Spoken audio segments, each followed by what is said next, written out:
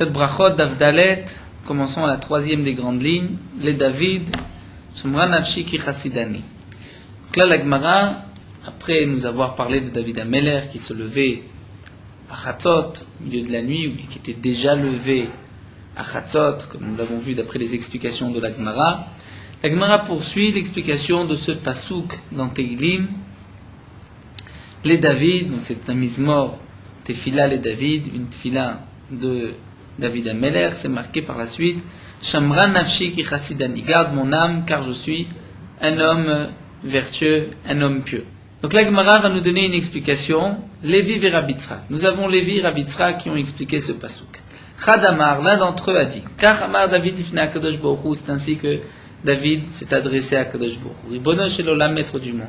Lo chassidani, n'est-ce pas que je suis un homme pieux, un homme vertueux. Shekol malchei mizrach u ma'arav, car tous les rois de l'est jusqu'à l'ouest, yeshenim at shalosh shaot, dorment jusqu'à la 3e heure, comme nous l'avons vu. La Gemara avait déjà rapporté Rabbi Ushua, que nous verrons par la suite, que les rois avaient l'habitude de se lever à la 3e heure de la journée, après le début de la journée, ve'ani, alors que moi, David Ameler, chatzot laila kum lodot lar, depuis chatzot, depuis la moitié de la nuit, je suis déjà debout pour te louer, pour te remercier. Ve'dar, et le second, puisque nous avons vu Lévi et Rabbi Tzrak, donc l'un est expliqué de cette manière, le second est expliqué ainsi. Car Amar David ifna Kadosh Baruch Hu. Voici ce que David Ameler a dit à Kadosh Baruch Hu. Bono shel olam, maître du monde, lo chassidani, n'est-ce pas que je suis un homme pieux? Chez Kol Malchei Mizrach ou Marav Yoshvim Agudot Bichvodam. Tous les rois de l'est à l'ouest sont assis Agudot en groupe, Bichvodam avec tous leurs honneurs. Vani et moi Yadai Melochlachot Bedam Beshfir ou Beshilia. Alors que moi, David Ameler, bien que je suis un roi, mes mains sont salies par le sang, le shpir et le shilia. C'est-à-dire, comme l'explique Rashi, les femmes venaient montrer à David Ameler leur sang, pour savoir est-ce qu'elles étaient nida ou pas, comme la Gemara le dit dans Masret Nida, pas toutes les couleurs vont rendre la femme nida.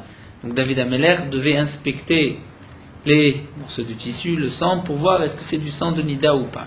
Beshpir, concernant un fœtus, donc shpir c'est la peau du fœtus, où normalement le fœtus se forme à l'intérieur, et c'est pas le placenta c'est la chilia. Donc Rashi nous explique que ce shpir, parfois il est plein de chair, d'eau, et donc c'est considéré comme s'il y avait eu un fœtus, et cette femme doit faire attention aux jours d'impureté, et elle aura aussi les jours de pureté comme toute femme qui accouche. Ou bien peut-être encore que ce shpir était plein d'eau et de sang, et à ce moment-là ce n'est pas considéré comme un fœtus, et cette femme donc n'a pas de jours d'impureté ni des jours de pureté, comme la Gemara le dit dans Masechet Nida. Donc David Ameler devait vérifier les fœtus, la peau elle-même, et voir ce qu'il y avait à l'intérieur, ou Beshilia et le placenta aussi, puisque la Gemara dans Nida nous dit qu'il n'y a pas de placenta sans fœtus. Donc, lorsqu'une femme a trouvé un placenta, c'est sûr qu'il y a eu un fœtus, il y a eu une naissance, donc elle a, parce que peut-être c'est une fille, 2 semaines d'impureté, comme dit le pasouk au début de Parashat Tazria, et donc David Ameler devait vérifier le placenta, est-ce qu'il a le chiour que la Gemara nous rapporte toujours dans Masechet Nida. Donc lorsque le placenta est pas moins qu'un téphar, une palme, environ 8-10 cm, à ce moment-là, on peut craindre qu'il y ait eu un fœtus. Lorsque c'est moins que cela, lorsqu'on n'a pas toutes les formes que la Gemara nous dit dans Masechet Nida, donc on pense qu'il n'y a pas de fœtus, cette femme n'est pas considérée comme une femme ayant eu une fausse couche.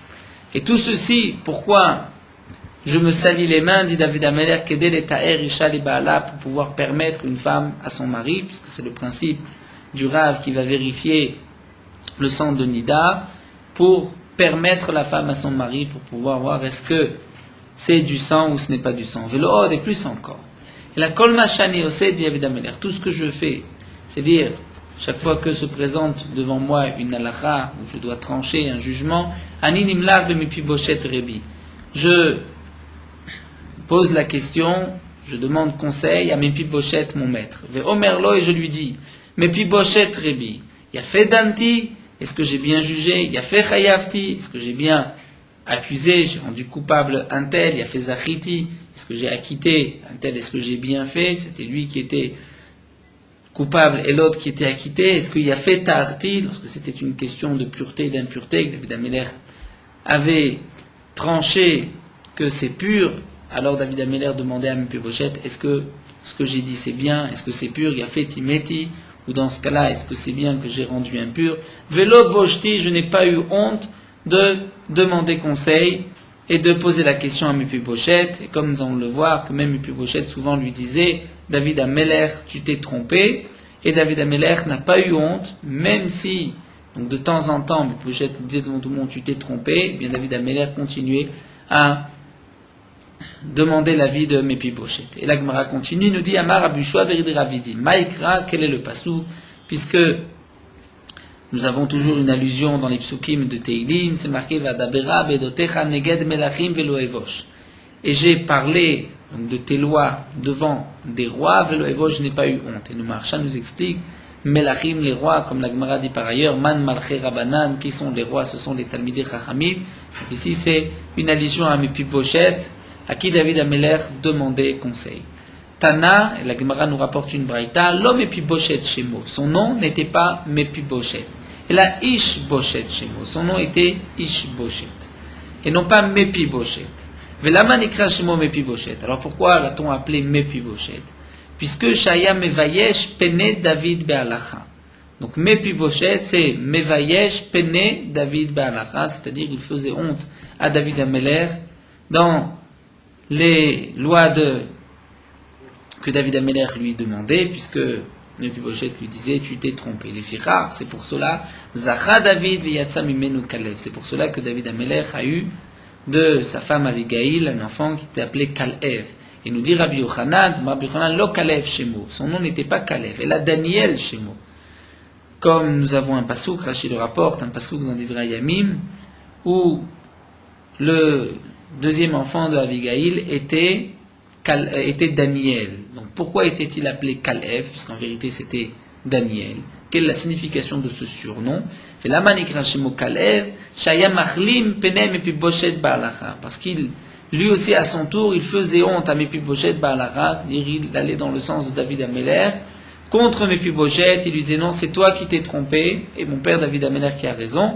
Et donc Rashi nous explique les mots de Kalev, Kal, c'est Machlim, c'est-à-dire de faire honte, Av, c'est le Av Beddin, le maître, le père, le Rav qui était donc Mephibosheth. Et sur lui, Shlomo Améler a dit le pasouk dans sa sagesse, bénis mon fils, c'est-à-dire David Améler qui s'adresse à son fils Kalev, Im chacham libecha yismach libi gamani, un pasouk bien connu, mon fils, si ton cœur, si toi aussi tu es sage, eh bien, je vais me réjouir, mon cœur va se réjouir avec toi. Moi aussi je veux me réjouir, Omer. Et aussi nous avons un autre pasouk, Chacham beni vesamach libi vashiva chorpi davar. Mon fils est sage, est intelligent, vesamach libi, mon cœur se réjouit, vashiva chorpi davar, et je vais répondre à celui qui m'a offensé. Donc là David Améler, qui grâce à son fils Kalev a répondu à toutes les attaques de Mephibosheth. Donc là nous avons rapporté les deux explications pourquoi David, donc ça s'adressant à Kadosh Baruch Hu, avait dit Shamran Ashik Chassidani, garde mon âme parce que je suis un homme pieux, donc ou bien c'était un homme pieux puisque il se levait au milieu de la nuit au lieu de dormir comme tous les autres rois, ou bien encore puisqu'il se salissait les mains et qu'il demandait aussi conseil à Mephibosheth et qu'il n'a pas eu honte de demander d'être sûr de bien juger. Et la Gemara reprend et nous dit David Mikarel Nafshe Chassid. Est-ce que David s'appelait Chassid? Est-ce qu'il s'appelait lui-même pieux? Se considérait-il comme un homme pieux et actif? Pourtant nous avons un pasouk où le pasouk nous dit Lule e manti, toujours un pasouk dans Teilim, Lule e manti lirod betuv Hashem beretz chaim. Si ce n'est parce que j'ai eu confiance, j'ai eu la foi de voir le bien d'Akadosh Baruch Hu dans le pays de la vie, c'est-à-dire David Améler avait espoir de voir le Olam Haba. Vetanem Ishme de Rabbi Yossé, et nous avons une braïta au nom de Rabbi Yossé qui dit le loulé, sur ce mot de loulé, nous avons dans le Sefer Teilim, qui est écrit même sur un parchemin, il y a des points.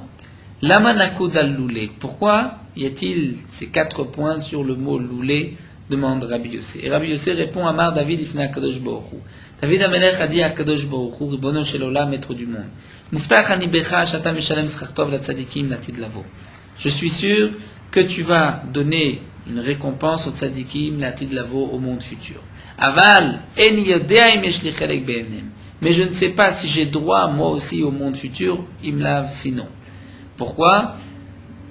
Puisque donc on voit bien que David Amelech ne se considérait pas comme un homme pieux, il avait peur de peut-être ne pas avoir droit au Olam Haba, et c'est pour cela que David Amelech a dit Loulé Manti. Donc lorsqu'il y a des points, nous explique Rashi, c'est pour être Doresh le Loulé, dire David Amelech n'était pas si certain d'avoir droit au Olam Haba. Donc nous avons une sorte de contradiction.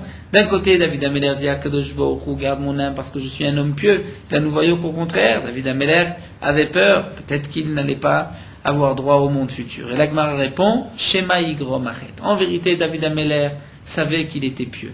Mais il avait peur du futur, il avait peur que peut-être demain il allait fauter, et à cause de la faute, il allait perdre le Olam Haba.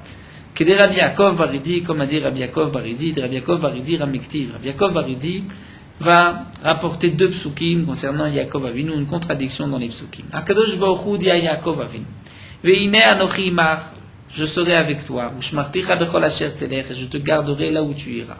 Et pourtant, nous avons un autre pasuk, où c'est marqué, Vektiv Vaïra Yaakov Me'od. Yaakov a eu très peur. Pourquoi Yaakov a eu peur? Puisqu'Akadosh Baruch Hu lui a dit, je serai avec toi. Quelle est la raison de cette peur? Eh bien, nous répond Rabbi Yaakov Baridi, Amar Shema Yigrom Achet. Yaakov Avinu a eu peur que peut-être il allait fauter, et qu'à cause de cette faute, il n'allait pas avoir la protection d'Akadosh Baruch Hu. Donc de même, David Amelech aussi, il connaissait donc sa grandeur, mais malgré tout, il avait peur de peut-être fauter demain. Quel est Tania, comme nous avons une braïta? Ad Yavor Amecha Hashem, dans la Shira, c'est marqué Ad Yavor, jusqu'à ce que passe ton peuple Hashem, Ad Yavor Amzuk Anita, jusqu'à ce que passe Amzuk Anita, ce peuple que tu as acquis. Quelle est la signification de cette répétition Ad Yavor? Eh bien, Ad Yavor Amecha Hashem Zobi Arishona, c'est la première fois que les Bnei Israël sont rentrés en Eretz Israël, à l'époque de Yehoshua ben Nun. Et Ad Yavor Amzuk Anita, le deuxième pasuk, Zobi Ashnia, c'est lorsque les Bnei Israël sont remontés en Eretz Israël à l'époque de Ezra. Mikan Amro Chachamim, de là les Chachamim ont dit, Reuyi Mayu Israël Asot Lahem Nes Bime Esra, Keder Shnase Lahem Nes Bime Yehoshua ben Nun.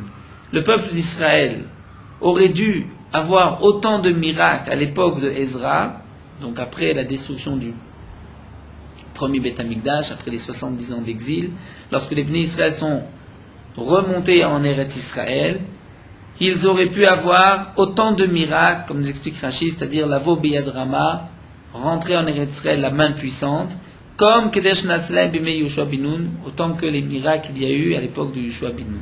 Et là, chez Garam Achet, mais il y a eu la faute. Et à cause de la faute, le peuple d'Israël n'a pas mérité de rentrer en terre d'Israël la main haute, et c'est pour cela qu'ils sont rentrés sous, nous explique Rashi, les rois de Paras, de Perse, Koresh, Achashverosh et Dariovesh. Donc là, nous voyons encore, pardon. Donc quels sont les chètes? C'est-à-dire tous les chètes qui ont causé la galoute. C'est-à-dire le peuple d'Israël n'était pas au même degré que lorsqu'il est rentré en terre d'Israël la première fois. Donc on voit que là aussi, le Passouk avait prévu Ad Yavor Amecha Hashem, Ad Yavor Amzuk Anita, que le peuple d'Israël aurait pu rentrer en Eretz Israël la deuxième fois à l'époque de Ezra avec autant de miracles à la première fois. Mais il y a eu la faute qui a empêché donc tous ces miracles. Et donc de même pour Yaakov Avinu qui a eu peur que la faute va lui enlever la protection d'Akadosh Baruch Hu, et pour David Amelech aussi. Donc bien que David Amelech dans le premier passouk dit Shamra Nafshi ki Chassidani, effectivement David Amelech connaissait sa grandeur, il savait qu'il était un homme pieux, malgré tout dans le rapport au futur, il a eu peur que peut-être demain allait-il fauter et qu'il n'allait pas avoir droit au Olam Haba. La Gemara continue, nous allons reprendre notre Mishnah pour ensuite replonger dans les Agadot. Donc la Gemara reprend les Chachamim que nous avons vus dans notre Mishnah. D'après Rabbi Eliezer, nous pouvons lire le Kriyat Shema du soir jusqu'à la fin de la première garde, Atsof Hashmura Rishona, la première partie de la nuit. Et nous avons vu que d'après Rabbi Ishmael, la nuit est divisée, d'après Rabbi Eliezer, la nuit est divisée en 3 Mishmerot, Et donc la fin de la première Mishmera, c'est 4 heures après le début de la nuit. Ça c'est l'avis de Rabbi Eliezer, parce que Rabbi Eliezer va expliquer le pasuk Uv Shor Becha lorsque tu te couches, c'est-à-dire au moment où les gens vont se coucher. En général, les gens commencent à partir de la tombée de la nuit. Les gens vont se coucher jusqu'à, au maximum, la fin de la première garde, là, tout le monde est couché. D'après Rabban Gamliel, nous avons vu que nous pouvons lire le Kriyat Shema toute la nuit. Pourquoi ? Puisque Rabban Gamliel explique au Shor Pecha, tant que tu es couché. C'est pas seulement le coucher, mais tant que tu es couché, c'est-à-dire toute la nuit. Alors que d'après les Chachamim, c'est jusqu'à Chatzot. Et là, la Gemara demande Chachamim Keman Sviraliou.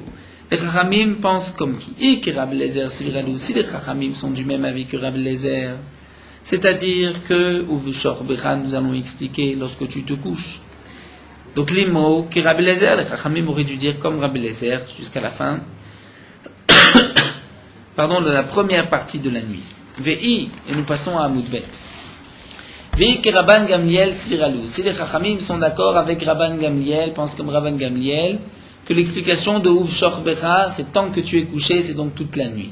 Eh bien, l'imro qui Rabban Gamliel, les Chachamim auraient dû dire, jusqu'au lever du matin, pourquoi Chatzot? La Gemara répond, les Olam qui Rabban Gamliel Sviralou. En vérité, les Chachamim sont du même avis que Rabban Gamliel. Ve'adeka amrat Chatzot. Pourquoi les Chachamim ont dit jusqu'à Chatzot, les Chachamim ont mis cette limite,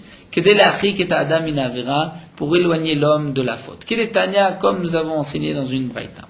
Chachamim, asu seyag le divrem. Les Chachamim ont mis une barrière à leurs paroles. Pourquoi? C'est-à-dire, c'est vrai que normalement un homme peut lire le Kriyat Shema toute la nuit. Mais pour ne pas que l'homme vienne du champ, après donc une journée de travail, Erev le soir, Veomer, et il va se dire, Elech lebeti, je vais d'abord rentrer chez moi, Veochel kima, je vais manger un petit peu, Veishte kima, je vais boire un petit peu, Veishan kima, je vais même dormir un petit peu, une petite sieste, Vachakar ikra Kriyat Shema vetpalel, et ensuite, je me lèverai lire le Kriyat Shema et prier. Vechotavto shina, et on craint que cet homme va être pris par le sommeil, Venimtsa yashen kol halayla, il va dormir toute la nuit, et il va donc rater le Kriyat Shema de cette nuit-là. Et donc c'est pour cela que les Chachamim ont dit, il vaut mieux plutôt avaladam baminasade, qu'un homme vienne du champ, le soir, Baerev, après sa journée de travail. D'abord, tout de suite, nichnas le bet hakneset, il rentre à la synagogue, imragil likrot koré, si son habitude c'est de lire des psukim, le chumash, il ne sait pas plus que le chumash, eh bien, il ouvre un chumash koré, il lit le chumash. Imragil lishnot, shoné, s'il sait étudier, il connaît la Mishnah, eh bien, shoné, il va étudier la Mishnah. Et ensuite, koré Kriyat Shema ou mitpalel, il va lire le Kriyat Shema, il va prier. Veochel pito, ce n'est qu'après qu'il pourra s'attabler, manger son pain, ou mevarer, et donc faire la bénédiction du pain. Vechol haover al divrei chachamim, et la braïta termine en disant, tout celui qui transgresse les paroles des chachamim, chayav mita, il sera puni de la peine de mort. Donc là, la Gemara nous explique, voici la raison pour laquelle les chachamim ont mis donc cette barrière, on ne peut lire le Kriyat Shema que jusqu'à Chatzot, pour éloigner l'homme de la faute, pour être sûr que l'homme va lire le Kriyat Shema en son temps, qu'il ne va pas se dire j'ai toute la nuit pour lire le Kriyat Shema. Donc dès le début de la nuit, il va faire sa tefila et lire le Kriyat Shema, qui est donc une mitzvah minatora, comme nous l'avons vu déjà au début de notre Masechet. La Gemara continue et demande Maïshena bechol durta delo katane chayav mita. Pourquoi dans toutes les halachot des Chachamim, on ne dit jamais que celui qui transgresse aux paroles des Chachamim est chayav mita. Et pourquoi ici particulièrement les Chachamim ont insisté et ont dit tout celui qui transgresse les paroles des Chachamim est chayav mita?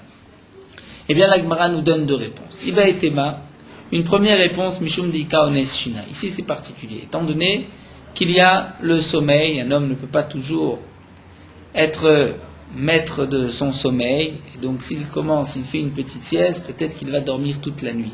Donc les Chachamim ont voulu particulièrement insister pour que cet homme fasse bien attention, et lui dire attention, si tu transgresses les paroles des Chachamim, tu es chayav mita. Ou bien encore, pourquoi les Chachamim On dit ici,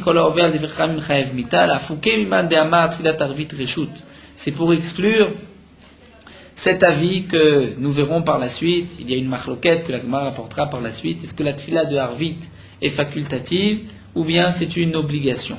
Eh bien là, la Gemara viendrait exclure, donc cette braïta viendrait exclure celui qui nous dit que la tfila Harvit est facultative. Au contraire, elle est chova. Et c'est pour cela que il faut d'abord aller lire le Kriyat Shema et faire la tfila de Harvit, et ce n'est qu'après, donc qu'il pourra rentrer chez lui, manger et dormir. Et celui qui transgresse les paroles des Chachamim et Chayav Mita, donc là les Chachamim ont bien voulu insister sur le fait que la tfila Harvit n'est pas facultative mais est chova. Puisque nous avons vu dans cette braïta que lorsqu'un homme revient du champ le soir, il va d'abord lire le Kriyat Shema et ensuite faire sa tfila. C'est d'ailleurs notre habitude aussi, d'abord de lire le Kriyat Shema et ensuite de lire le Shmoneh Esrei, les 18 bénédictions, la Hamida. Eh bien, la Gemara va nous dire, Amar Mar, on reprend ce que nous avons enseigné, Koré Kriyat Shema ou Mitpalel. Qu'il va lire le Kriyat Shema et faire sa tfila du Shmoneh Esrei, les 18 bénédictions. Mais ça y est, le Rabbi Yochanan. Cette braïta est une preuve Rabbi Yochanan. Damar Rabbi Yochanan a dit, Ezeu ben haolam haba, ze asomer geoula letfila shel Harvit. Nous allons voir ici une nouvelle notion que la Gemara nous rapporte, c'est la smichut geoula letfila, c'est-à-dire juxtaposer la geoula, la délivrance que nous mentionnons dans les brachot du Kriyat Shema après le Kriyat Shema, donc le matin, Emet V'Yatziv, qui se termine par Baruch Ata Hashem Gaal Israël, on rapporte la Géoula, la délivrance, et le soir aussi, dans Emet Ve'Emunah, on termine par Baruch Ata Hashem Gaal Israël. Et nous allons voir que nous avons la mitzvah, l'ismor Géoula letfila, de juxtaposer la Géoula au Shmoneh Esrei. D'ailleurs, le matin, c'est pas d'interruption entre Baruch Ata Hashem Gaal Israël et le début du Shmoneh Esrei, on enchaîne tout de suite. Comme nous le rapporte Rashi, au nom du Yerushalmi, nous avons un remez dans le Sefer Teglim, c'est marqué Hashem Tsuri Vegoali, Kadosh Baruch Hu, tu es mon rocher et mon délivreur. Et juste après, c'est marqué Ya'ancha Hashem Biyom Tzara, que Kadosh Baruch Hu va te répondre dans un jour de détresse. Le Yerushalmi nous explique que la Smichut Geoula Letfila est importante. Pourquoi? Puisque lorsque l'homme rapporte donc la délivrance, il se rapproche d'Akadosh Baruch Hu. C'est comme si un homme va donc passer toutes les étapes pour se retrouver à la porte du roi. Il tape à la porte du roi, mais il n'attend pas que le roi ouvre la porte et déjà il s'en va. Donc il a raté le moment important, le moment où le roi aurait pu accorder sa demande. De même, la smichut geoula letfila, c'est de se rapprocher petit à petit en mentionnant la délivrance, en particulier la sortie d'Égypte, pour ensuite, lorsqu'on est proche d'Akadosh Baruch Hu, demander nos besoins, ce que nous demandons dans les 18 bénédictions dans la tfila, à Akadosh Baruch Hu. Et là, nous avons une marloquette concernant la tfila de Harvit. La véritable geoula était le matin, puisque les Bnei Israël sont sortis le matin d'Égypte. Le soir, les Bnei Israël étaient déjà, d'une certaine manière, libres, mais ils ne sont pas sortis d'Égypte la nuit. Donc, est-ce que la Géoula mentionnée le soir est aussi importante au point qu'il faut la juxtaposer avec le Shmoneh Esrei ou pas? C'est notre marloquette que nous allons voir. Rabbi Yochanan nous rapporte, la Gemara nous dit, Ezeu ben haolam haba, qui a droit au olam haba, au monde futur, ze asomer Géoula letfila shel Harvit. C'est celui qui va juxtaposer la Géoula à la Tfila de Harvit, la délivrance, aux 18 bénédictions de la Tfila de Harvit. C'est-à-dire que même à la Tfila de Harvit du soir, il faut aussi être sommaire Géoula les Tfila. Donc notre Braïta qui a dit Koré Kriyat Shema ou Mitpalel, il faut d'abord lire le Kriyat Shema et ensuite faire le Shmoneh Esrei, les 18 bénédictions, c'est une preuve à cet enseignement de Rabbi Yochanan, puisque nous allons voir que d'après Rabbi Yehoshua ben Levi, le matin, c'est vrai que nous allons lire d'abord le Kriyat Shema et ensuite se lever pour les 18 bénédictions, mais le soir, on va inverser. Le soir, on va d'abord faire le Shmoneh Esrei, d'abord lire les 18 bénédictions de la Hamida, et ce n'est qu'après qu'on va lire le Kriyat Shema d'après Rabbi Yoshua ben Levi. C'est ce que l'Agma nous dit. Rabbi Yoshua ben Levi Omer, Tfilot be'emtza tiknum. Les Tfilot ont été institués au milieu entre les Kriyat Shema. C'est-à-dire, il y a le Kriyat Shema du matin, le Kriyat Shema du soir, et entre le Kriyat Shema du matin et du soir, nous devons intercaler les 2 ou 3 Amidot en comptant Mincha. Donc d'après Rabbi Yoshua ben Levi, le soir, nous n'avons pas besoin de Géoula, de Smichut Géoula les Tfila, puisque nous allons mentionner la sortie d'Égypte qu'après le Shmoneh Esrei. Donc ce que la Gemara veut nous rapporter, c'est que de cette braïta, c'est une preuve à Rabbi Yochanan, puisque d'après Rabbi Yoshua ben Levi, on ne lit pas le Kriyat Shema avant la Hamida, c'est plutôt la Hamida et ensuite le Kriyat Shema. Et la Gemara continue et va essayer de nous expliquer quelle est la marloquette entre Rabbi Yochanan et Rabbi Yoshua. La Gemara donne 2 possibilités. Ou bien leur marloquette, c'est l'explication d'un pasouk, ou bien c'est une svara, une logique. Hibaitema svara. Je peux te dire, c'est une svara, donc il n'y a pas de psukim, simplement une pensée. Rabbi Yochanan Savar, Geoula meurta nameave.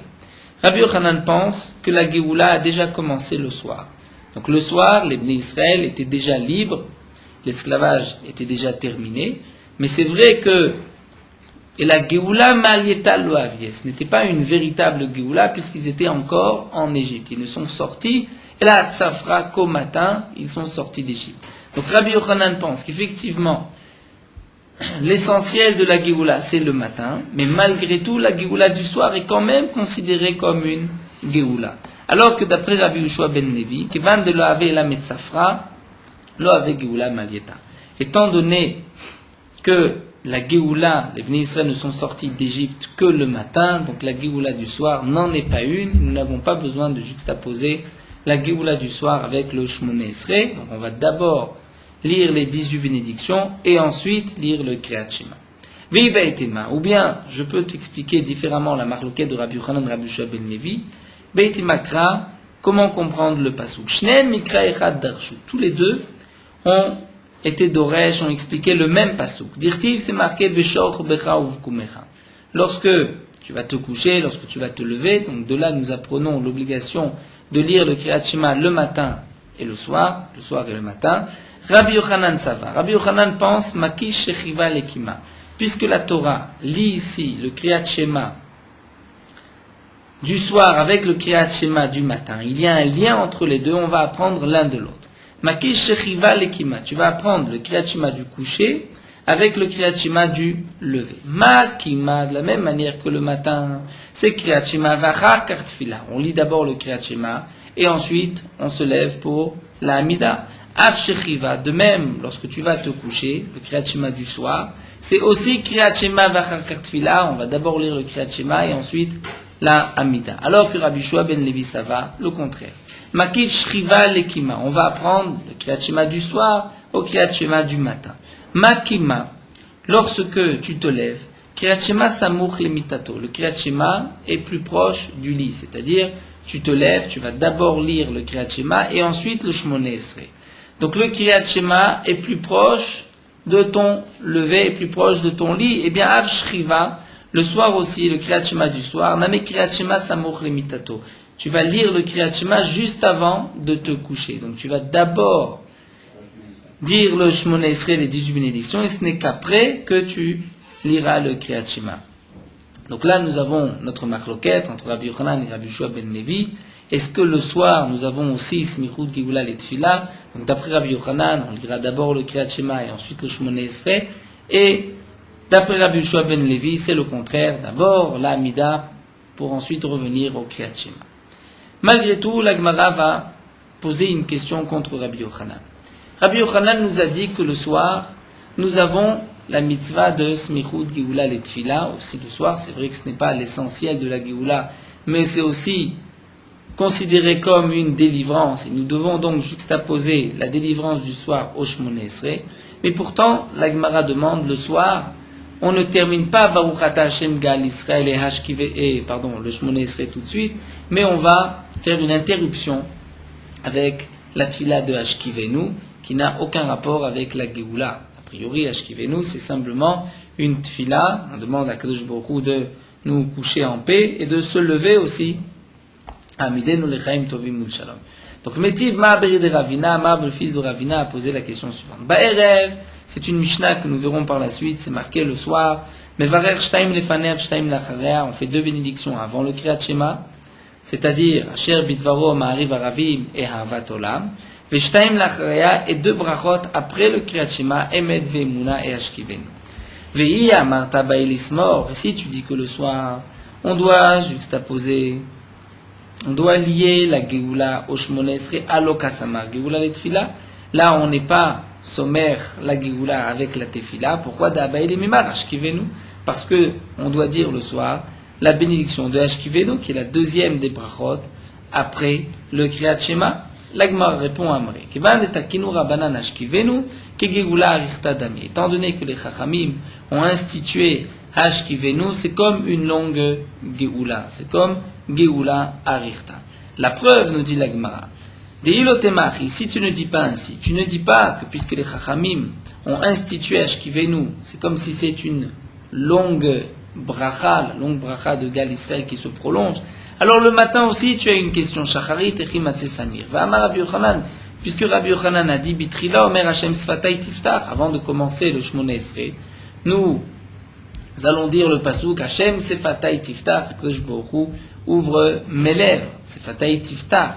Ça ne fait pas partie du Shmoneh Esrei, des 18 bénédictions, et pourtant, ce n'est pas non plus une interruption entre la Géoula et le Shmoneh Esrei.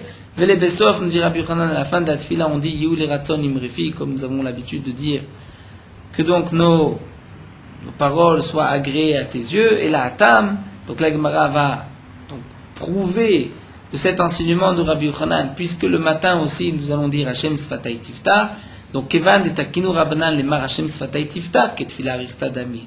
Donc tu vois bien que puisque les Chachamim ont institué, nous devons lire Hashem Sfatay Tiftar avant la Tefila, c'est comme si c'est un prolongement de la Tefila commence à Hashem Sfatay Tiftar. Eh bien, de même pour Ashkivenu, Achaname, Kevan Takinu Rabbanan Lemar Ashkivenu, Kegula Arichta Dami, puisque les Chachamim ont institué, nous allons lire le soir Ashkivenu, c'est comme si c'est une prolongation de la bracha de Gal Israël, et il n'y a pas de Hefsek. On pourra donc malgré tout, comme l'a dit Rabbi Yochanan, et Somer Géoula les Tefila. D'ailleurs, nous avons ici un Tosfot qui rapporte le minag que certains ont de lire les psukim, Yiru Enenu, Vismach Libenu. Il y a des psukim, les communautés marocaines, l'habitude de lire ces psukim, chez les Ashkenazim aussi, seulement en Chutz Laaretz, où l'habitude est de lire des psukim après Ashkivenu. Tosfot nous dit c'est aussi considéré comme une Géoula Arichta, puisque d'ailleurs, Tosfot, il y a 18 fois le nom d'Akadosh Baruch Hu dans Baruch Hashem, L'Olam, Amen, Amen, Yeru Enenu, comme les 18 bénédictions et encore d'autres remazim. D'ailleurs, le Kaddish aussi que nous disons après Ashkivenu, n'est pas non plus une interruption entre la Géoula de la Tfila de Harvit, comme le rapporte Tosfot ici. Donc tout ce que les Chachamim ont institué dans la Tfila n'est pas considéré comme une interruption. Il y a malgré tout donc la Smichut Géoula et Tfila, nous voyons combien elle est importante, puisque Rabbi Yochanan nous dit que même pour celle du soir, celui qui est Masmir Géoula et Tfila aura droit au Olam Haba. Donc à plus forte raison, pour la Tfila du matin, de Shacharit, où là c'est l'essentiel de la Géoula, puisque les Bnei Israël sont sortis d'Égypte le matin, celui qui est sommaire Géoula et Tfila aura bien sûr droit au Olam Haba. La Gemara continue. Amar Rabbi Lazar, Amar Rabbi Avina. Rabbi Lazar a dit au nom de Rabbi Avina, Kol Omer Teila le David Bechol Yom. Tout celui qui dit Teila le David. Teila le David, c'est le Perek de Teilim, Ashrei Yoshve Betecha, que nous connaissons, qui en vérité dans le Teilim ne commence pas par Ashrei Yoshve Betecha, mais commence par Teila le David. C'est un rajout que nous rajoutons ces quelques psukim Ashrei Yoshve Betecha, mais le Mizmor en lui-même, c'est Teila le David, commence par Teila le David. Et nous dit Ravina, tout celui qui dit Teila le David Bechol Yom, tous les jours, Shalosh Pe'amim, 3 fois par jour, Muftach lo shu ben haolam haba, il est assuré d'avoir droit, d'avoir une part au monde futur. D'après certains, pourquoi 3 fois? Parce que, au moins, lorsque tu vas lire 3 fois le Ashrei Yoshve Betecha, il y a au moins une fois où on va avoir la kavana, la pensée du pasouk que nous allons voir, la kavana de Poter et Yadecha. D'après d'autres, c'est effectivement de lire 3 fois, puisque nous voyons que souvent, le fait de répéter, c'est toujours 3 fois. Donc la Gemara nous dit, tout celui qui va lire le Mizmor de Teilim, Teila et David, donc Ashrei Yoshbevetecha 3 fois par jour, il est assuré d'avoir l'Olam Haba. Donc les 3 fois, c'est dans les psuké des Imra, après Baruch Shama, ensuite après la Amida, juste avant Uva Letzion, on va encore une fois lire Ashrei Yoshbevetecha, et Amincha, ou avant le Shemona Esrei, nous lisons encore une fois Ashrei Yoshbevetecha. Maïtama, pour quelle raison? La Gemara demande, quelle est la raison? Pourquoi est-ce si important de lire ce Teilim? Il est Mishum De'ate Be'alef Bet, si c'est parce que ce Teilim suit l'ordre alphabétique Aleph Bet, puisqu'on dit Teila David, Aromimcha Hashem Elokaim Bechol Yom Avachem, etc. Et nous avons toutes les lettres de l'alphabet, presque toutes les lettres, comme la Gemara va soulever que le Nun ne figure pas dans l'ordre des Psukim. Alors demande la Gemara, si c'est à cause du Aleph Bet, on aurait dû dire Nima Ashret Mi Mederer, le Teilim, Midel Kuf Yutet, 119, puisqu'il y a 8 fois l'alphabet, il y a 8 psukim de chaque lettre d'alphabet, d'Ate Betmania Apin. Il y a 8 fois Aleph, 8 fois Bet, 8 fois Gimel, etc. Tout l'alphabet est mentionné 8 fois. Alors la Gemara nous dit non, ce n'est pas à cause de l'alphabet, ce n'est pas parce que les psukim suivent l'ordre de l'alphabet, la Mishum Deidbe Poteach et Yadecha, mais plutôt parce qu'il y a le pasuk Poteach et Yadecha, qu'Akadosh Baruch Hu donc ouvre ses mains et rassasie le monde entier. Alors demande à Gemara si c'est à cause de ce pasuk Nima Halel Agadol. On devrait dire le Halel Agadol. Halel Agadol, c'est ce que nous lisons le Shabbat avant Baruch Shama, Rodou Lashem Kitov Ki Leolam Chazo, qui est appelé le Halel Agadol, le grand Halel. Et là-bas c'est marqué Dirtivbe Noten Lechem Lechol Basar, c'est un mizmor de Tegli, où le pasuk dit Noten Lechem Lechol Basar, Akadosh Baruch Hu donne lechem, du pain, lechol basar, à toute créature. Donc si c'est ainsi, pourquoi plutôt le Pérec de Ashrei Yoshbevetecha? Si c'est à cause du Aleph Bet, nous avons Ashrei Timibederer. Si c'est à cause de Poter Tyadecha, nous avons le Halel Agadol. La Mishum Deidbet Tarte. La Gemara répond, c'est parce qu'il y a les deux. Ashrei Yoshbevetecha suit l'alphabet, mais aussi il y a le pasuk Poter et Yadecha. Amar Rabbi Yochanan continue et nous dit, Mipnema lo ne'emar nun be'ashrei. Pourquoi nous n'avons pas la lettre nun dans le Ashrei Yoshbevetecha? Rabbi Yochanan répond, Mipnei sheyesh ba mapolatam shel sonei Israël. Parce que la lettre nun fait allusion à une néphila, dire tomber, les ennemis d'Israël vont tomber, qui en vérité, un surnom pour ne pas dire que les Bnei Israël vont tomber, comme c'est marqué dans le pasuk d'Irtiv, Nafla, elle est tombée, tu es tombé, l'otosif kum betulat Israël, tu ne te relèveras pas, la Vierge d'Israël. Donc puisque ce pasuk est une mauvaise allusion au clan d'Israël, puisque la lettre Nun fait allusion à la néphila du peuple d'Israël, c'est pour cela que David Ameler ne l'a pas mentionné dans le Ashrei Yoshbevetecha.